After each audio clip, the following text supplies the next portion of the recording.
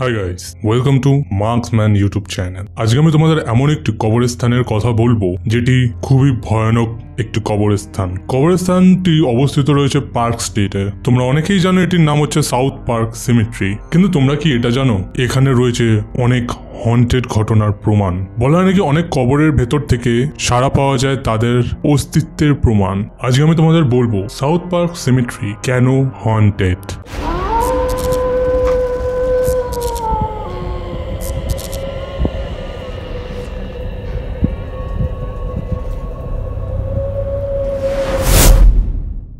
যখন ব্রিটিশরা ইন্ডিয়াতে শাসনের জন্য এসেছিল তখন তার মধ্যে তাদের সবথেকে প্রিয় জায়গার মধ্যে একটি জায়গা ছিল কলকাতাও। কিন্তু তারা এই ইন্ডিয়ার আবহাওয়া সহ্য করতে পারতো না, অর্থাৎ তারা 30-40 বছরের মধ্যেই মারা যেত।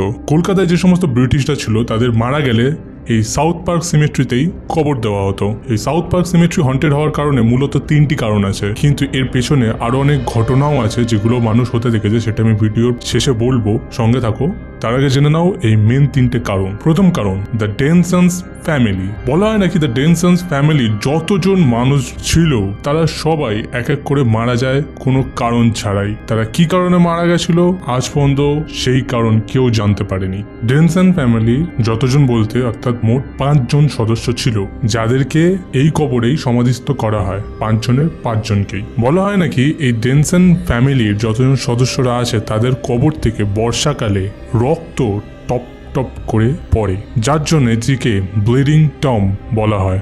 দ্বিতীয় সমাধিটি হলো মিসেস সাহারা পিয়ারসনের, যেটি সব থেকে পুরনো সমাধি এই পার্ক স্ট্রিট সিমেট্রি। 1768 খ্রিস্টাব্দে তিনি মারা গেছিলেন, তারপরেই তাকে এখানে সমাধিস্থ করা হয়। এই সমাধিটি সব থেকে পুরনো বলে সবাই একে হন্টেড মনে করে। এই সমাধির কাছে গেলে অনেকে ফিল করেছে কিছুর উপস্থিতি রয়েছে এই সমাধিকে ঘিরে। তৃতীয় সমাধি যাকে আরো বেশি হন্টেড মনে করে মানুষরা, তার সাথে ঘিরে থাকা গল্পটি আমরা জানবো। তৃতীয় সমাধিটি হলো চার্লস হিন্দু স্টুয়ার্ডের। তিনি হিন্দু ধর্মকে খুবই ভালোবাসতেন। তিনি কলকাতায় থেকে ব্রিটিশ হওয়া সত্ত্বেও তিনি হিন্দু ধর্মকে মানতেন এবং শ্রদ্ধাও করতেন। তিনি বলেছিলেন যখন তিনি মারা যাবে তার কবরের ওপর যেন হিন্দু কারিগরি থাকে, অর্থাৎ হিন্দু দেবদেবীর কারিগরি করে কবরটিকে দিতে হবে, যার জন্য ওনার কবরে শিব, বিষ্ণু এবং ব্রহ্মা অর্থাৎ ত্রিদেবের মূর্তির কাজ তার সমাধিতে রয়েছে। আরো অনেক সমাধি আছে যেগুলি এই